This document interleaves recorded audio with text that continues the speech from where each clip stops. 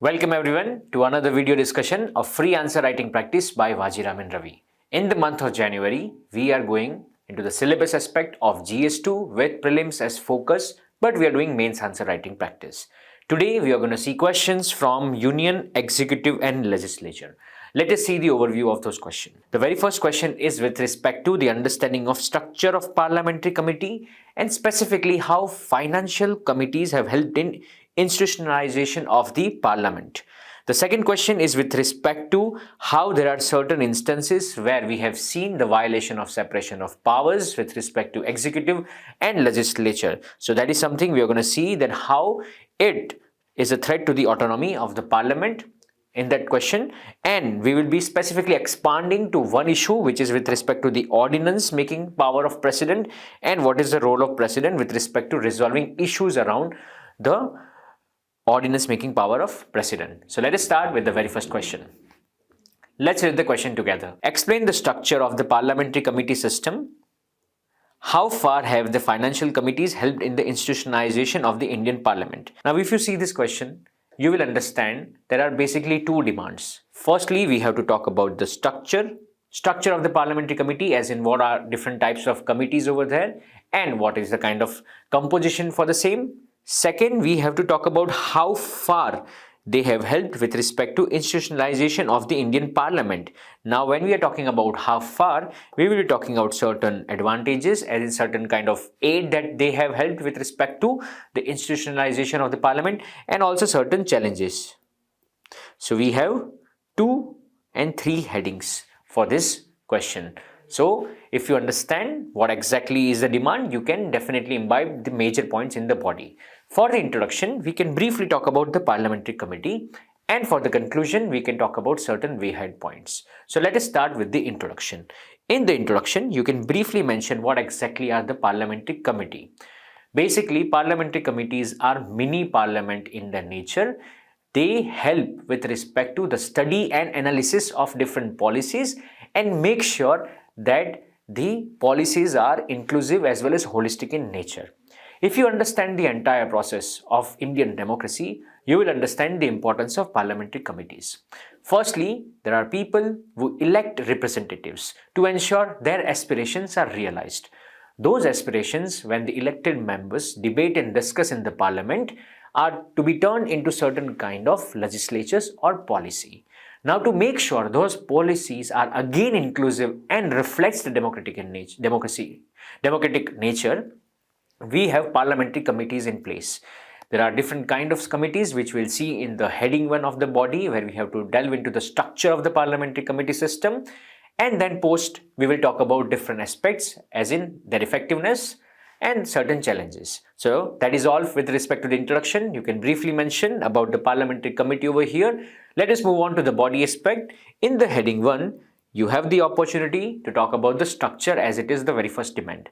Over here, you have to understand that there are certain kind of elements that you can imbibe through presentation, such as this kind of mind map or flowchart. We have parliamentary committee. There are 2 types of committee, standing committee and ad hoc committee.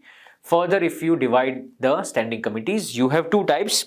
There are financial standing committees, specifically public accounts, estimates and public undertaking committee. And we have departmental related committees where there are certain committees for specific sectors.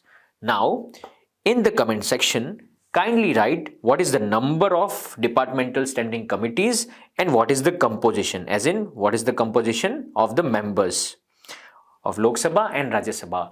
So kindly in the comment section talk about what is the number of departmental related standing committees and what is the composition, as in how many members from Lok Sabha and Rajya Sabha are part of the same. So that is with respect to the standing committee. We have ad hoc committee where we have certain kind of joint committees as well as select committee. So basically this is the overview of the structure of parliamentary committee system for Indian Parliament. Now let us see the heading 2, where we will talk about the role of financial committees in institutionalization of the Indian Parliament. Firstly, you have to understand what exactly this term means. Institutionalization refers to the fact that it provides certain kind of structure, certain kind of framework for the Indian Parliament to realize what exactly its responsibility is. The responsibility of Indian Parliament is to make sure that they ensure democratic nature. At the same time, they also ensure that the executives are held accountable. So, the very first point with respect to the financial committees and their role in institutionalization of Indian Parliament, you can talk about the aspect of transparency.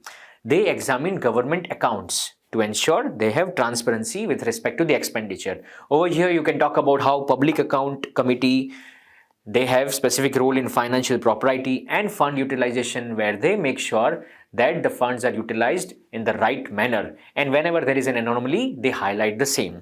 The second is with respect to the role of estimates committee, which helps with respect to understanding different economic policies and all. Then we have role of committee of public undertaking, which oversees the PSU accounts. So this is basically with respect to the transparency aspect. Then we have role with respect to the accountability. This committee questions different policies, their actions and decisions to ensure that they are only going through constitutional mechanisms and values. We have seen, for example, that how Public Account Committee has the power to call officials for testimony to ensure there is right degree of accountability. Then we have, with respect to the inquiry and investigation into government policies, they can scrutinize different aspects of policies, programs and schemes to ensure that again those policies are in sync with the constitutional values. We have Standing Committee on Financial Inquiry into Demonetization. Again, this kind of committees help with respect to making sure that the finances are in right direction. Then we have thorough examination from this kind of committees, where effectiveness is strengthened of the parliamentary oversight. We have PSE reports on concern in defense shipyard segment. So there are multiple this kind of reports which ensures that there is institutionalization of Indian Parliament. Now let us see what are the kind of concerns that we have with performance of financial parliamentary committees. Firstly, they have post expenditure assessment, as in post-mortem assessment. So that definitely limits the proactive addressal of issues and inefficiency. Second, their recommendations are advisory in nature. This kind of advisory and legally non-binding recommendation reduces the impact on policy decision. Then again, we have political interference, where partisan interest can influence the committee's work, undermining their effectiveness. Then lastly, we have limited resources, as committees, they lack time and expertise for thorough investigation. So these are the kind of challenges with respect to the financial parliamentary committees. In the conclusion, you can talk about as in what should be the way ahead. As in, we can talk about that how not just financial parliamentary committees, but all other parliamentary committees should be empowered with definite set of authority to ensure that their recommendations are heard and imbibed in the policy making as well as the legislatures. So that is something you can talk about as conclusion for question number 1. Let us see the model answer and understand how can we inculcate the same in our answer writing practice. Firstly, in the introduction, you can briefly talk about parliamentary committee and you can talk about how exactly they are kind of mini parliament.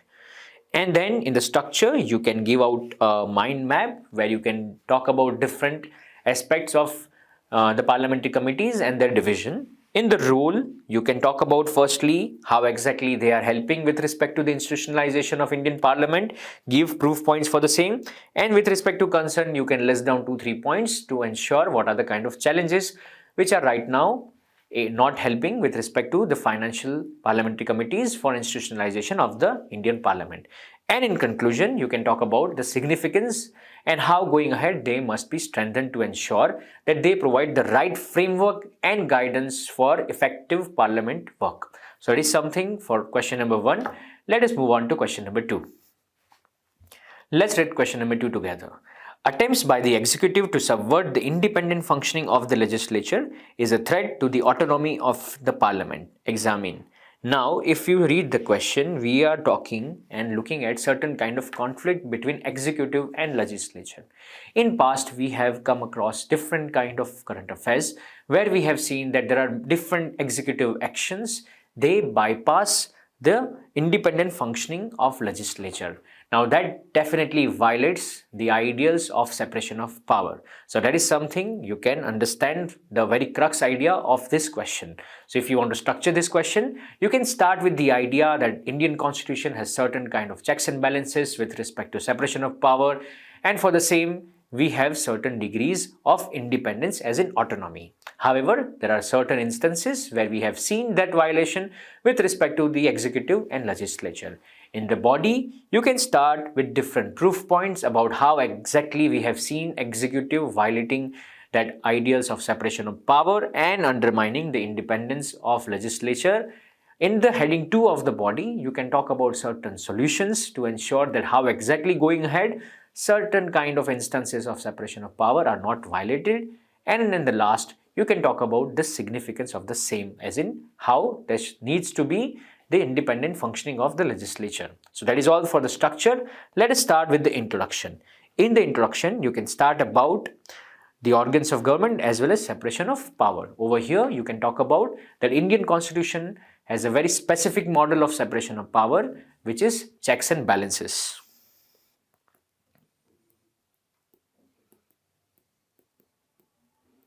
Now, this ideal of separation of power is derived from the work of Montesquieu. That is something also you can imbibe in the introduction as a general idea. Then you can talk about that how there are certain checks and balances. But despite those checks and balances, we have seen certain violation of the same by executive, which undermines the autonomy of legislature. Let's start with the heading 1, where we can talk about that what are the proof points, as in ways by which executives subvert the independent functioning of legislature and its effect. Firstly, you can talk about that how the secretariat, which provides the workforce for the parliamentarians, is controlled by executive. It impairs the legislature scrutiny function if there are certain instances where executive plays very dominant role in the functioning of the secretariat. You can talk about how it influences the parliamentary questions as well as the reports. The second is use of ordinance and delegated legislation. We have seen that there are certain powers which are explicit in the constitution, such as power of making ordinance, which erodes the legislature's autonomy. And we have seen that how frequently it is used by the executive to override the legislature's exclusive power. Then we have seen that how the convening of parliament is also held with executive, as in the control over there. And we have seen that how it has impacted the number of days of sitting. We can talk about the same through certain data points where we have seen the decline of number of sitting in each Lok Sabha assembly. Then you can talk about avoidance of legislative sessions. That kind of avoidance can reduce the accountability of the government and it can delay in legislative process. So these are the kind of ways, proof points through which executive is threatening the autonomy of the legislature. Now let us talk about what are the kind of steps in the heading 2 of the body. You can talk about how exactly there are certain solutions to ensure that executive does not violate this kind of ideals of separation of power. You can talk about how the legislative staff, as in the secretariat, has minimal influence of the executive, thereby it realizes the legislative independence. We can also talk about fixing the legislature calendar, emulating democratic nations and setting minimum working days. This kind of recommendation has also been reflected in the reports of National Commission on Review of Working of Constitution. You can also talk about power of convening session can be now altered by empowering MPs, where there can be alternate methods. A minimum number of MPs can come together and call for session. So that is also a way to ensure that the number of sitting days is increased for legislature and thereby the role of executive is minimal. So these are the kind of solutions that you can imbibe to ensure executive does not threaten the autonomy of legislature. In the conclusion, you can talk about how going ahead there needs to be institutional integrity where the brute force of majority, as in the elected executive, does not undermine the watchdog of the public interest, who are the legislature.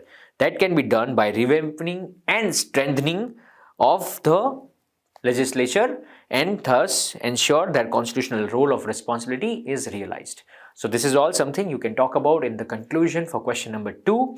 Let us see the model answer and understand how can we inculcate the same in our answer writing practice. In the introduction, you can talk about the brief idea of different organs of government and ideas of separation of power. You can talk about that how there are instances where we have seen executive threatening the autonomy of legislature. You can give the proof points over here with examples.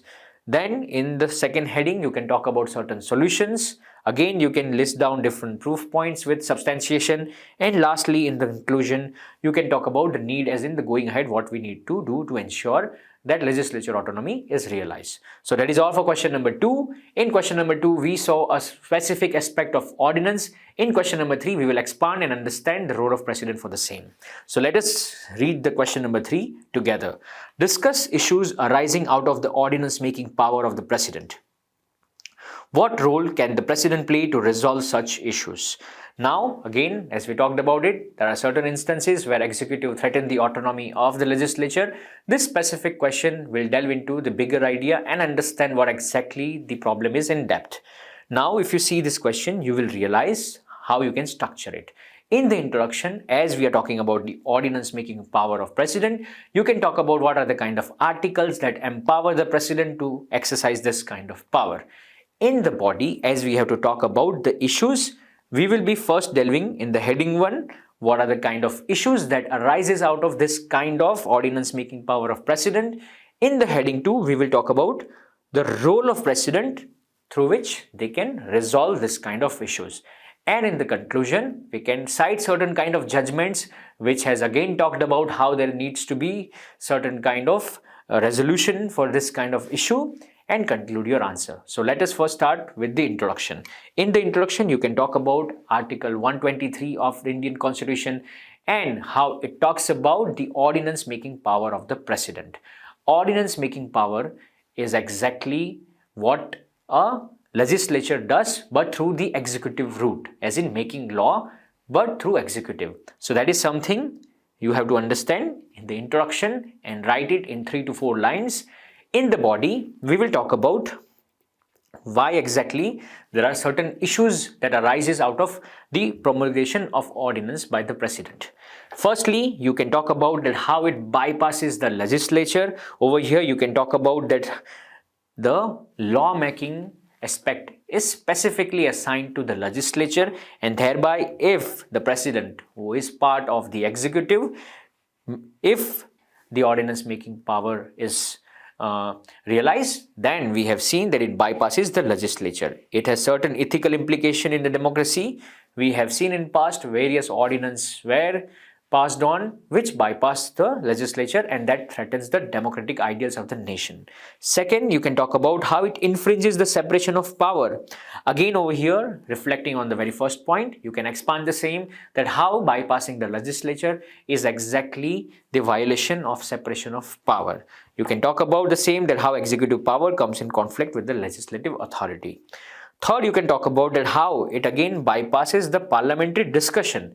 We have seen that how the parliament can help with respect to the discussion of any specific law or policy, and thereby minimizing the loopholes that that policy can have. At the end, the aim of the policy is to ensure that the aspiration of the Indian masses are realized.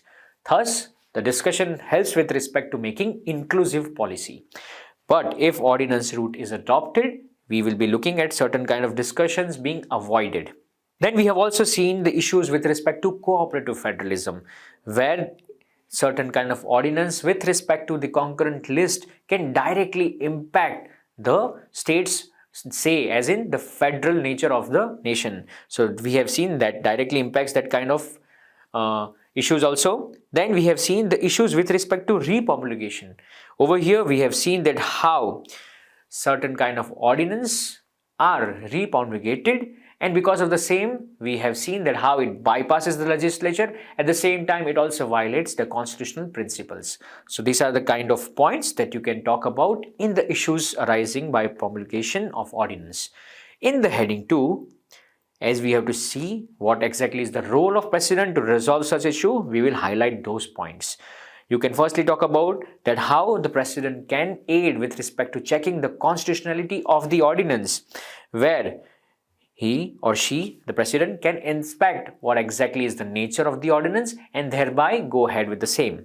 We can also talk about how they can reconsider the ordinance and return in case if there are certain violation of the constitutional principles. We can also talk about that satisfaction of president should be there with respect to checking the validity as well as the authority of the executive for such kind of legislations. We have seen that how the ordinance are repromulgated and that can directly threaten. So president's satisfaction should also be there. And lastly, taking the interest of the state into account, where there are certain principles which needs to be followed as in federalism, etc. So the president over here has certain kind of authority, and that kind of authority can be realized by making sure that the nature of ordinance reflects the constitutional principles. So that is all for heading 2 of question number 3. Let us move on to the conclusion, where we can talk about that we have seen in how DC Wadhwa case that the route of ordinance should be taken only when there is certain extreme need and thereby avoiding it for the general purpose. So that is something you can imbibe for the conclusion of question number 3. Let us see the model answer and understand how can we inculcate this all ideas into our answer writing practice. Firstly, in the introduction, you can talk about Article 123 and how it helps with respect to understanding the idea of ordinance making power of president. Then you can talk about the issues, give out the proof points with examples, then talk about the role of presidents, again list down the proof points with example, and lastly conclude with a Supreme Court judgment over here of DC Wadhwa case of 1986, where we have seen that that route should be only taken for exceptional circumstances. So this is all for question number 3 and today. Thank you and keep writing.